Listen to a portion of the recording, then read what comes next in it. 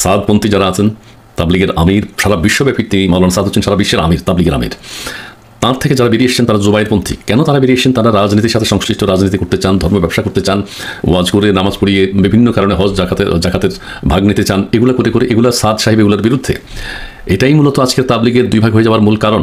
জুবায়েরপন্থীর সাথে কিন্তু কওমি মাদ্রাসাপন্থী যারা আছে, মাওলানা মামুনুল হক সহ এরা সবাই আছেন, যারা ওয়াজ নসিহত করে বেড়াচ্ছেন, লক্ষ লক্ষ টাকা ইনকাম করছেন, তারা কিন্তু জুবায়েরপন্থী দলের লোক।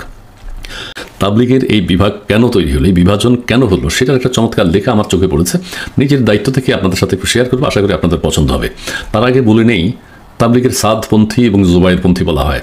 আসলে তাবলিগের সাদপন্থী বলে কেউ নেই, জুবায়েরপন্থী আছে। তাবলিগের বর্তমান আমির হলেন মাওলানা সাদ, কাজেই তার সাথে যারা আছেন এরা কোনো পন্থী না। ওখান থেকে নানাবিধ দ্বন্দ্বের কারণে যারা বেরিয়ে এসছেন জুবায়েরপন্থী, এরা হচ্ছেন জুবায়েরপন্থী। এরা কিভাবে সাদ মূল তাবলিগের সাথে তাদের কী কী দ্বন্দ্ব দেখা দিয়েছে সেটা কিছুক্ষণ পরে ব্যাখ্যা করব। একটা এক্সাম্পল দিই, সাদপন্থী এবং জুবায়েরপন্থী। সাদপন্থী বলে কিছু নেই, কেন নেই? ধরুন বিএনপি একটা রাজনৈতিক দল, বড় রাজনৈতিক দল। এই দল থেকে রফিকুল্লাহ নামের কেউ বের হয়ে আরেকটা বিএনপি করলো। তখন রফিকুল্লাহর সমর্থক যারা, তারা হলো রফিকুল্লাহপন্থী। কিন্তু মূল বিএনপি তারেক জিয়া এবং বেগম খালেদা জিয়া বা অন্যান্য নেতৃবৃন্দ যেখানে আছেন তারা হলেন বিএনপি, তারা কোনো পন্থী না। ঠিক তদ্রূপভাবে তাবলিগের আমির হলেন মাওলানা সাদ, তারা কোনো পন্থী না, তাবলিগ, মূল তাবলিগ। কিন্তু বেরিয়ে এসছে বিভিন্ন দ্বন্দ্বের কারণে যারা বেরিয়ে এসছেন তারা হলেন জুবায়েরপন্থী। ক্লিয়ার? এখন তাবলিগ ভাগ হলো কেন, এটা একটু পড়ে শোনাই। বিশ্ব ইজতেমা প্রতিষ্ঠিত হয়েছিল শান্তির সমাবেশ হিসেবে, আমরা সবাই জানি। তার আগে বলে নেই, তাবলিগ যারা করেন তারা কোনো রাজনৈতিক সংশ্লিষ্টতা তাদের নেই, রাজনীতি তারা করেন না, তারা ক্ষমতায় যেতে চান না, মন্ত্রী এমপিও হতে চান না। বিশ্ব ইজতেমা প্রতিষ্ঠিত হয়েছিল শান্তির সমাবেশ হিসেবে। ঐতিহ্যগতভাবে তাবলিগের মানুষরা শান্তিপ্রিয়, তারা বিনয় ও নম্রতার সাথে মানুষকে ইসলামের দিকে আহ্বান করেন। তাদের কর্মপদ্ধতি নিয়ে অনেকের দ্বিমত আছে, কিন্তু তারা যে শান্তিপ্রিয়, কোনো হানাহানির মধ্যে নেই, এই ব্যাপারে কারো কোনো দ্বিমত নেই। তাবলিগের যে বিশ্ব ইজতেমাটি হয়, আমরা দেখেছি যে লক্ষ লক্ষ মানুষ সেখানে আখেরি মোনাজাত বা তাবলিগে সমবেত হন, দল মত নির্বিশেষে। নিশ্চয়ই মানুষ সেটা পছন্দ করে, বিদেশে সেখানে একত্রিত হন। বাংলাদেশে ঢাকার কাকরাইল মসজিদ তাবলিগের অন্যতম মারকাজ। টঙ্গীর তুরাগতীর ইজতেমার ময়দান, প্রতি বছরই সেখানে ইজতেমা হয়। সেই সূত্রে কোনো প্রকার প্রচার ছাড়া নিজেদের মধ্যে এক ধরনের যোগসূত্রতা, আন্তরিকতার মাধ্যমে তারা কিন্তু একত্রিত হন। কোনো মাইকিং নেই, পত্রপত্রিকায় কোনো বিজ্ঞাপন নেই, কিন্তু ওই নির্দিষ্ট সময়ে তাবলিগের ময়দানের লক্ষ লক্ষ মানুষ হয়। সেই সূত্রে বাংলাদেশে সাধারণ ধর্মপ্রাণ জনগণের মধ্যেও তাবলিগের ব্যাপক চাহিদা রয়েছে। তাবলিগের যেহেতু কোনো রাজনৈতিক উদ্দেশ্য নেই, সে কারণে সব শ্রেণীর মানুষ সেখানে অংশগ্রহণ করে।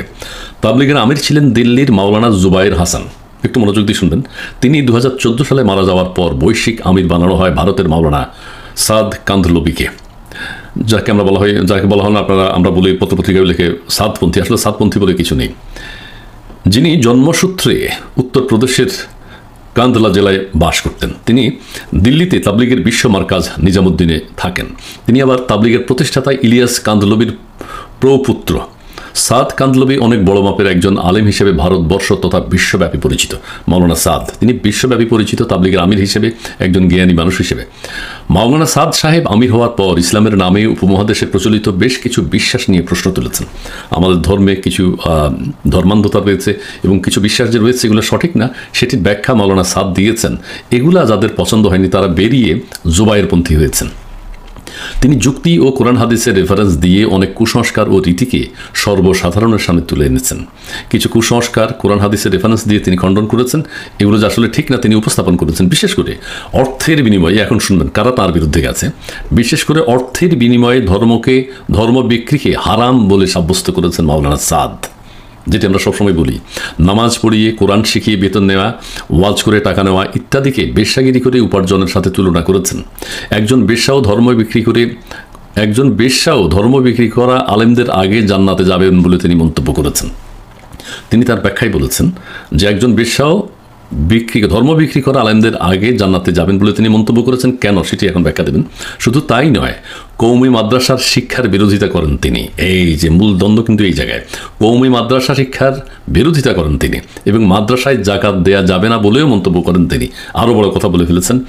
আরও অনেক বিষয়ে প্রচলিত রীতিনীতির ব্যাপারে মন্তব্য করেছেন, যা লিখলে এই পোস্ট অনেক দীর্ঘ হয়ে যাবে। মানে আরও অনেক কিছু নিয়ে তিনি কথা বলেছেন, সবগুলো এখানে উপস্থাপন করা হয়নি। মোট কথা, তিনি ধর্ম ব্যবসা ও ধর্মের রাজনৈতিক ব্যবহারের বিরোধী। পরিষ্কার, তিনি ধর্ম ব্যবসা এবং ধর্মের নামে ধর্মকে রাজনীতির সাথে ব্যবহার করা, ধর্মের নিয়ে রাজনীতি করা, এগুলোর চরম বিরোধী। এটাই মূলত আজকের এই তাবলিগের দুই ভাগ হয়ে যাওয়ার মূল কারণ। সাদপন্থী যারা আছেন, তাবলিগের আমির, সারা বিশ্বব্যাপী তিনি মাওলানা সাদ হচ্ছেন সারা বিশ্বের আমির, তাবলিগের আমির। তার থেকে যারা বেরিয়ে এসছেন তারা জুবায়েরপন্থী। কেন তারা বেরিয়ে এসছেন? তারা রাজনীতির সাথে সংশ্লিষ্ট, রাজনীতি করতে চান, ধর্ম ব্যবসা করতে চান, ওয়াজ করে নামাজ পড়িয়ে বিভিন্ন কারণে হজ জাকাতের ভাগ নিতে চান, এগুলো করে করে এগুলা সাদ সাহেব এগুলোর বিরুদ্ধে। এটাই মূলত আজকের তাবলিগের দুই ভাগ হয়ে যাওয়ার মূল কারণ। জুবায়েরপন্থীর সাথে কিন্তু কওমি মাদ্রাসাপন্থী যারা আছে, মাওলানা মামুনুল হক সহ এরা সবাই আছেন, যারা ওয়াজ নসিহত করে বেড়াচ্ছেন, লক্ষ লক্ষ টাকা ইনকাম করছেন, তারা কিন্তু জুবায়েরপন্থী দলের লোক। মাওলানা জুবাইরুল হাসান কোনো গ্রুপ তৈরি করে যাননি। মাওলানা জুবাইরুল হাসান হচ্ছেন তাবলিগের একদম প্রথম দিকের আমির। তিনি কিন্তু কোনো দল করে যাননি, কোনো প্রকার গ্রুপ তৈরি করেননি।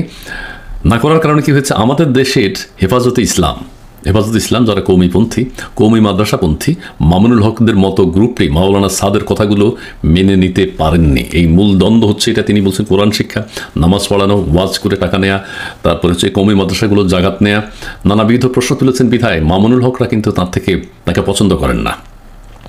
তারা চায় না সাদ সাহেবের কথা শুনে তাদের ব্যবসা বন্ধ হয়ে যাক। ধর্মের নামে যে ব্যবসা চলছে, তারা চান না সাদ সাহেবের, মাওলানা সাদের কথা শুনে ধর্ম ব্যবসা বন্ধ হয়ে যাক। তারা প্রয়াত জুবাইরুল হাসানের নামে আলাদা গ্রুপ তৈরি করে সাদ সাহেবের বিরোধিতা করেন। ফলে দুটি গ্রুপে জড়িয়ে পড়ে আকিদার দ্বন্দ্বে। এরা আবার কি করেছে, সরাসরি জুবাইর আবার সাদ সাহেবের আগে যিনি তাবলিগের আমির ছিলেন তার নামে একটা গ্রুপ করে ফেলেছেন। তিনি তো প্রয়াত হয়েছেন।